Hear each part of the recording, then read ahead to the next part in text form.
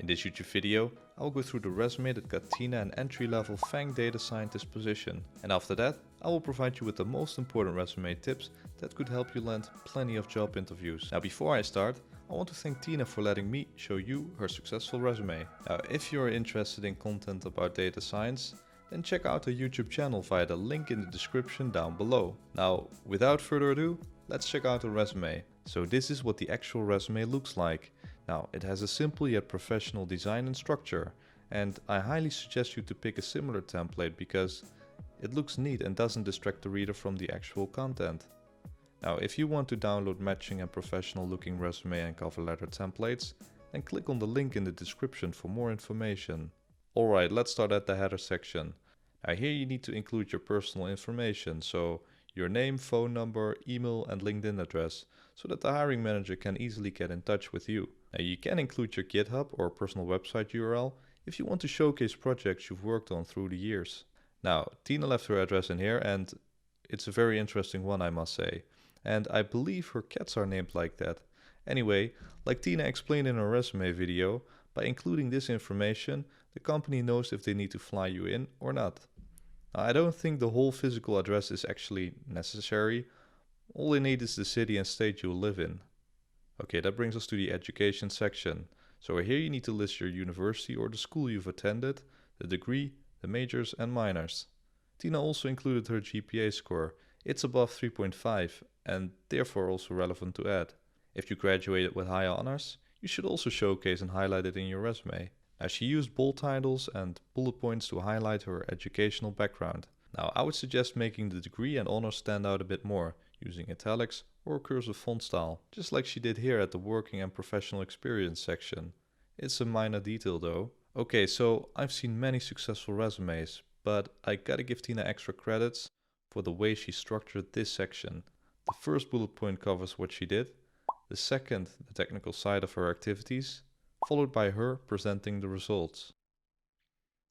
She also quantified her experiences to inform the reader exactly what she's done, because with most of these experiences and activities, the reader has no idea what your actual impact was. Okay, then we arrive at the skills section, also sometimes referred to as the technical or special skills section. Now I would like to emphasize the importance of including such a part if you are applying for a data scientist or any other kind of technical role. Now the reason why this part is so important is because if you don't have a high GPA or enough relevant working experience, you do have the skill set that they are looking for and are therefore worth inviting for an interview. I also like the way she categorizes each skill. Now by doing so, she maintains the overall structure and makes the resume easy to scan through. Now then we arrive at the projects and leadership section. And this is the part where Tina covered activities that indirectly showcases her soft skills. Now let me see, the first sentence informs the reader about her teamwork skills. And this sentence shows her ability to give a presentation to raise financial resources. And she also led a team of 5 students, which proves some leadership skills. Now last mentioned is actually a really important soft skill that most FAANG companies like to see. Now there's actually an error in this section, which she also pointed out in her resume video. It concerns the teaching assistant employment duration on the right side. Now I'm quite surprised that she made such a mistake, because this resume is really well thought out. Either way, it's an excellent resume and it doesn't surprise me that she got a job at a big tech company. Now this resume doesn't have an interest section. Well, it's not a requirement and some even discourage to include it, but if you have some unique interests or interests related to the job requirements, I would advise you to add some in your resume. See it this way, there's a chance that the reader of your document is the person that will spend 10 hours a day working with you. So if you come across as a multifaceted person with genuine interests, your chances obviously increases.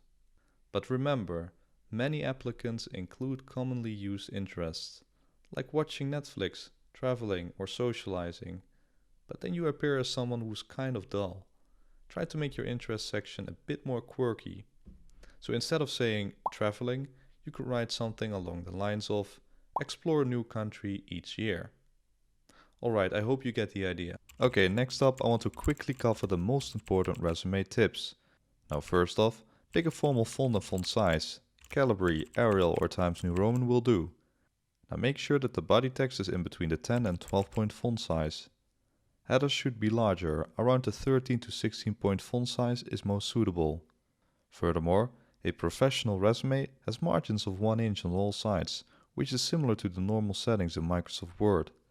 Furthermore, make sure that each sentence is single-spaced with a white space in between each section. Secondly, put the best stuff above the fold. It is a term used for content that appears on the top half of the front page to make a good first impression. Now, the top third of your resume is what the hiring manager is going to see first. So, if your last couple of jobs are more important and relevant than where you went to college, then you should mention experience first and education second. Also, use the reverse chronological method to your resume. And that means you need to describe your most recent job or advanced degree first and move backwards in time for every subsequent position or event. And that brings us to the third key point of attention. In the context of a data science resume, I would highly suggest putting some extra emphasis on coding, data analysis, and/or machine learning projects. Now use action verbs and make everything quantifiable so you can actually prove that you are able to solve business problems. Fourthly, keep your resume short, concise, and to the point. Don't exceed the one-page document. Perhaps you have like 10 years of relevant working experience, but even then it's questionable, since most hiring managers don't spend more than 30 seconds scanning your resume. Now, if you can't tell the whole story on a one page, you can include a link or QR code to your personal website. Now, adding a QR code to the top right corner of your document brings a coolness factor to your resume. Now, this is obviously not a requirement, but it certainly attracts the reader's attention. Now, making this QR code is really easy. Go to the qrcodegenerator.com and enter, for example, the URL of your LinkedIn profile. And there we go. Okay, so I know that Microsoft Word can be really annoying when it concerns the layout of your document. Now, if you want to put the QR code in the right upper section, you go to the Layout tab, Wrap Text, and select In Front of Text. And then you can move it to wherever you want. At last, make sure to properly send your resume. So what often happens is that applicants carefully spend time on the structure and format, and then send the doc file, and once the hiring manager opens it, it's all messed up. You can avoid this problem by sending your resume in a PDF format, or simply test it in both Google Docs and Word. In addition, make sure to save your file accordingly. So name, surname, resume, and send the document with a professional looking email address. Now all these little but important points of attention can make the difference between getting an interview or not. Okay, that's it for this video. Now, if you've made a successful resume or have any questions, leave a comment down below and I'll respond as soon as possible. Also, if this video was helpful, then a like and subscribe is greatly appreciated. Check out my other videos if you need more information about writing a resume or cover letter. For now, thanks again for watching and see you next time. Bye!